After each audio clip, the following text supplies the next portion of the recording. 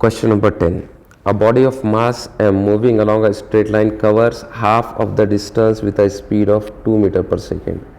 The remaining half of the distance is covered in two equal interval of time with a speed 3 and 5 meter per second respectively. The average speed of the particle for the entire journey is.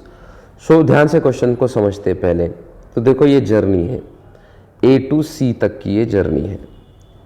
तो A to C तक की journey में A to B half of the portion है and B to C half of the portion है, यानी ये S1 है, ये S2 है।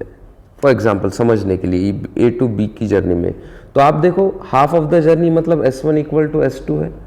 तो average velocity A to C तक की जर्नी की क्या होगी, तो हमको पता है यहाँ की वेलोसिटी VAB और यहाँ की वेलोसिटी VBC लेते, तो 2v1 v2 अपन v1 प्लस v2 होता है इक्वल इंटरवल ऑफ डिस्प्लेसमेंट के अंदर।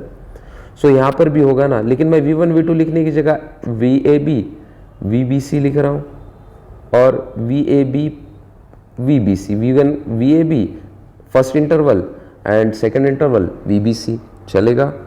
लेकिन हमें VAB तो गिवन है, कितना गिवन है VAB 2 मीटर पर सेकेंड, लेकिन VBC को कह रहा है कि VBC दो इक्वल इंटरवल ऑफ टाइम में हो रहा है।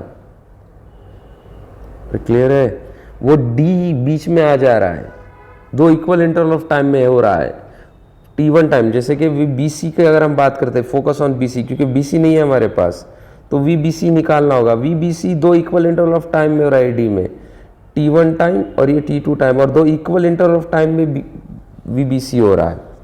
और B से D तक T1 टाइम वो V1 वेलोसिटी से T1 टाइम वो जो VBD होगा आपका वो कितना है 3 मीटर पर सेकेंड, और जो VDC है आपका यानी V2 है वो इसके लिए वो कितना है 5 मीटर पर सेकेंड।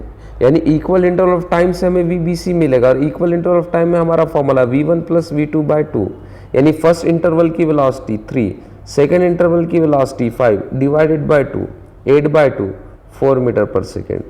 तो ये देखो VBC हमें कितना मिला 4 मीटर, वैल्यू पुट करते हैं 2 इंटू VAB 2 है, VBC 4 आया, 2 प्लस 4, तो ये 2 दूनी 4, 4 चौक 16, ये 4 इंटू 4 लिख दो, और ये 6, 2 2 ज़ा 4, 2 3 ज़ा 6, 2 4 ज़ा 8, 8 बाई 3 मीटर पर सेकेंड की टोटल एवरेज स्पीड आएगी 8 बाई 3।